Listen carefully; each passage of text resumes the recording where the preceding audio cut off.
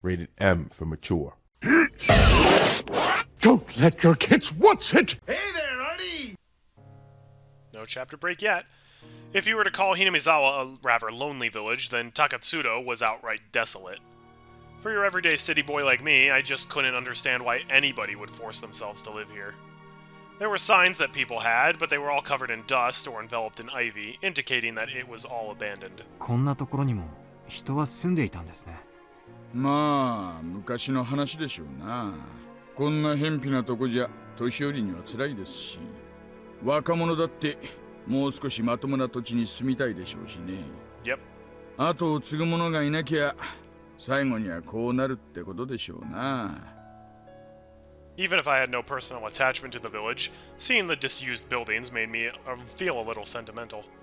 It seemed that Uisi also felt the same way. こんなところで財布が発見されたんですか？ Who the heck found the wallet out here? 財布の取得者もよくこんなに偏僻なところに This 通 was りかかった totally んですね。 planted, like 100%. ああ、村人には山の中に畑を持ってる連中がいましてね。そういう連中は朝晩ここを通りますから。Especially since Toshiko never thought or mentioned that he had lost his wallet when we played as him briefly. 畑仕事の村人たちは早朝や夕方にここを徒歩で通ると？まさか行けるところまでは車で行くでしょうな。早朝や夕方にこんなところを走行して落ちているたった一つの財布を発見できます？できたんでしょうな。取得者はどこで取得したと言っていますか？もう少し先を行ったところにある茂みです。取得者はたまたまお腹が痛くなってちょいと茂みで用を足そうと思ったらしい。それで偶然見つけたらしいんですよ。中にちり紙でも入ってるのを期待したんですかね。話ができすぎているように感じます。Yeah. 財布発見の当初からそういう違和感が拭えません。I expressed the feeling that I had from the start of the day, quite frankly. It seemed too good to be true, but it was unwavering proof. But it was too perfect, sickeningly so. That was my feeling. できすぎってな、案外当たってるかもしれませんよ。というと？実は四課のお友達からちょいと聞いたんですがね、園崎お涼が大臣の孫の誘拐事件について言及したって話なんです。言及した？大臣の孫ももう誘拐されてから何日にもなってかわいそうだ。そろそろ解放されるといいなと。そう、お涼のばあさんが縁側でぼそりとつぶやいたってな話らしいんです。Oh, so that's how it's happening. で、そのぼそりが園崎家の裏の裏のあちこちに伝 So え her られているよう offhandedly で saying that was す。 basically her being like, let the boy go, but do it in a discreet way. Right, I had heard something earlier from Sato-san, the informant. That when the leader of Oreo had a concern, somebody in the family would be considerate. つまりそれは実質上の人質解放命令ですか？私はそう見てます。この出来すぎの財布発見は孫を警察に引き渡すためのイベントじゃないかと。どうして人質の解放を？そりゃ人質を解放するなんて理由は一つしかないじゃないですか。That the requirement or the ransom has been fulfilled. なんです？取引の成立ですよ。 Yeah. ひなみざダム計画の中止を大臣が約束ってことですかね。ダム計画なんて必ずなくなっちゃいますのです。 At that moment, those words that the girl had said resurfaced in the back of my mind. In the end, it was turning out exactly as she had proclaimed. That young girl knew the circumstances. She knew everything about this kidnapping incident, from the beginning to the end. 赤坂、 The girl unexpectedly called my name. なんだい？東京へ帰れ。 Huh? あなたはもう幾ばくもしないうちにこの村に来たことをひどく後悔することになる。それがあまりにもみすぼらしくて気の毒な姿だから。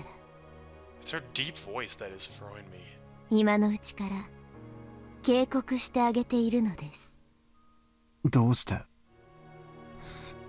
私が後悔することになる。いちいちうるさいな。あなたの親はあなたが赤信号の横断歩道の真ん中にいるとき、どうして危ないのかを全部説明し終えるま I で don't think we need a あなた flashback の to the 手を引っ entire 張らないの。 her entire speech. 引っ張るでしょ。まず歩道まで連れ戻してからなぜ危険なのかを解くでしょう。つまりはそういうこと。 The girl, who knew everything from start to finish, had warned me in the beginning. Go back to Tokyo. 赤坂の怖がり。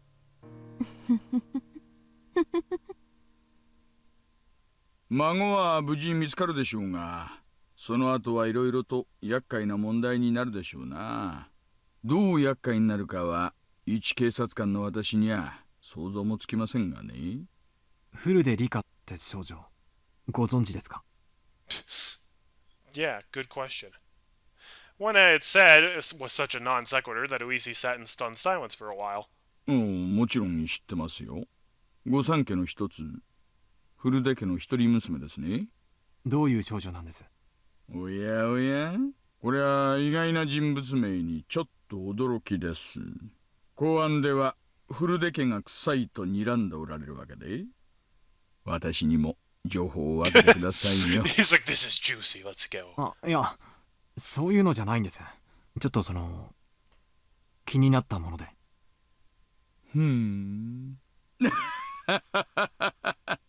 まあいいや。同じ卓を囲んだ友人の質問なら答えないわけにはいきませんからね。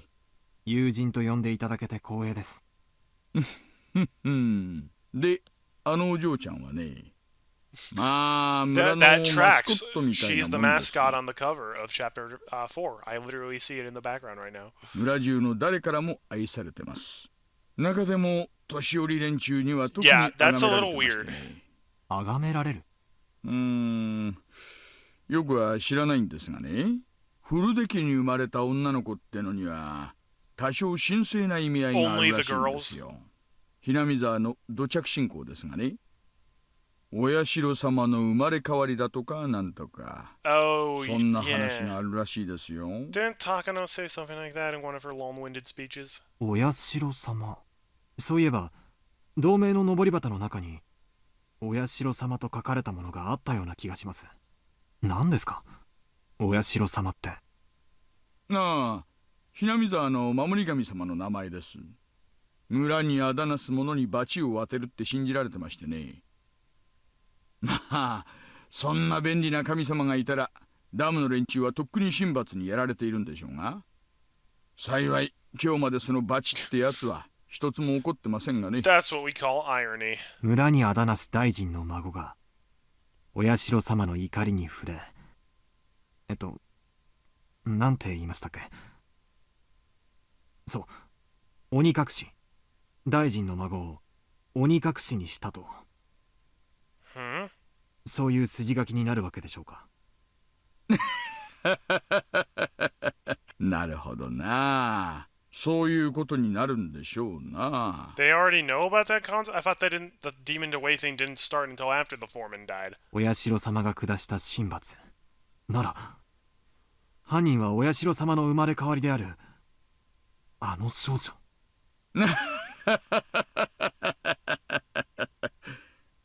Even I didn't know exactly what I was saying. The fact that Uisi laughed it off was a bit of a relief. Uisi's joyous laughter was so infectious that I began to laugh like an idiot as well. ありゃ、こりゃ珍しい。 Uisi, after laying into the horn several times, rolled the window down and leaned out, waving his arm in an exaggerated manner. Is it Coach? It was a car headed the opposite way. Until now, we hadn't run into any other cars except our own. And of all the places, it was at this desolate location. It seemed that Uisi knew the owner of the car. Coach, coach, coach. The other car also chirped its own horn and came to a stop. 入江の先生。 That's Coach's car! Let's go! こんにちは。 We're either gonna make it just in time or just too late. The other car's window rolled down slowly, revealing a young man in a white overcoat. He was about my age, or perhaps a bit older. But you really can't judge somebody by their appearance. 大石さんじゃありませんか。こんにちは。珍しいところでお会いしますね。そりゃこっちのセリフですよ、先生。まさかこんなところで会うとはね。どうしたんです？いえね、ちょっとした往診 Are で we す。 not getting the sprites because they're technically in their cars? ありゃ、そうですか。A very normal house call, yeah. 休館とかでしたか。いえ、そんなに大したことではありませんでした。よかったですよ。お医者の世話にならずに済むなら、それに越したことはないです。No, not exactly. ではこれで。Uh-oh. 急いで戻らないとスタッフに怒られますんで。な診療所長さんも大変です。ではでは、お気をつけて。They didn't even quite... What? Bruh, you're looking for a young boy. He's like, I made a house call. You didn't try to put two and two together? The young doctor named Erie, after gesturing his farewell, drove forwards and soon disappeared around a corner. Uisi also drove forwards, but came soon to a stop again. He pulled out a worn map book from the dash. His expression didn't have an ounce of irreverence. He was perfectly serious. どうしたんです？今日は診療所は往診の日じゃない。Oh, he is making that. Okay. よっぽどの休館か、特殊な事情のある患者ということになりますね。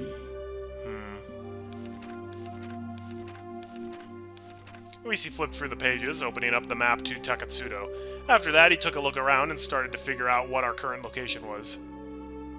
その休館が怪しいということですか？言ったでしょう、高津戸地区にね、住んでる人なんてほとんどいないん Yeah, ですよ。 exactly.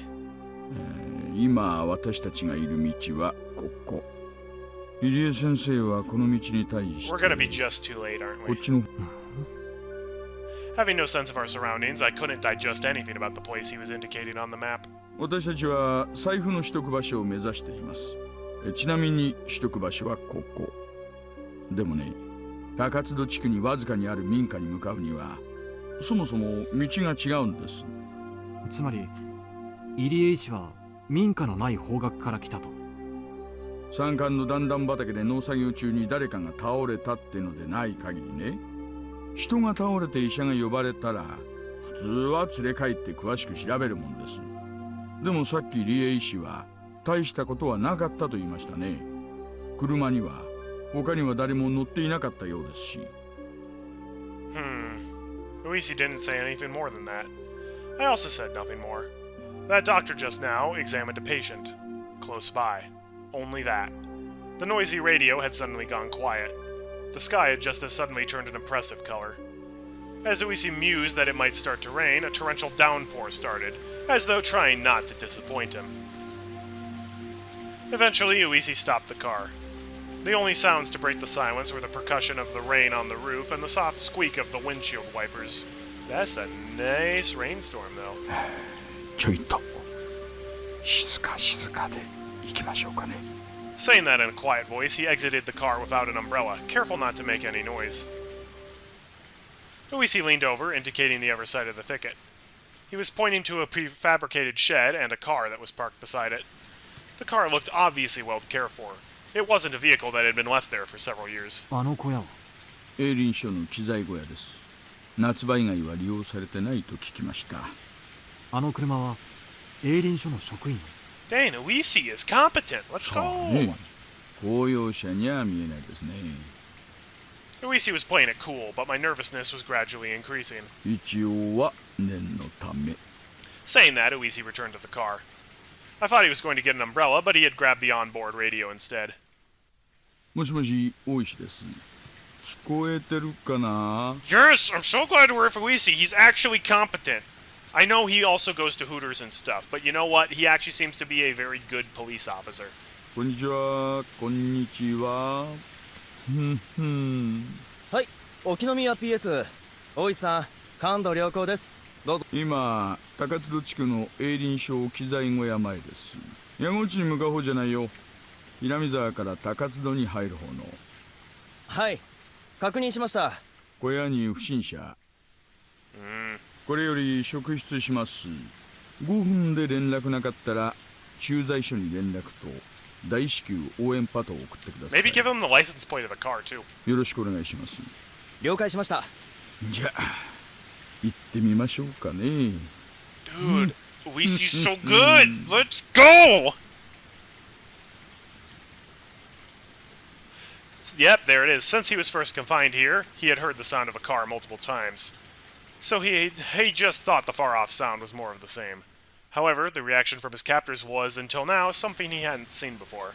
They jumped, reacting as if shocked by a jolt of electricity, and pressed against the window, cautiously peering outside. 止まったな。営林署の人間まずいぜ。いや、警察やんな。 Oh no, what the... A kidnapper's in trouble now!